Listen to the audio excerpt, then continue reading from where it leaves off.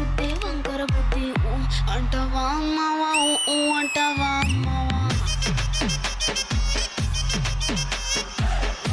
అంటావా అమ్మావా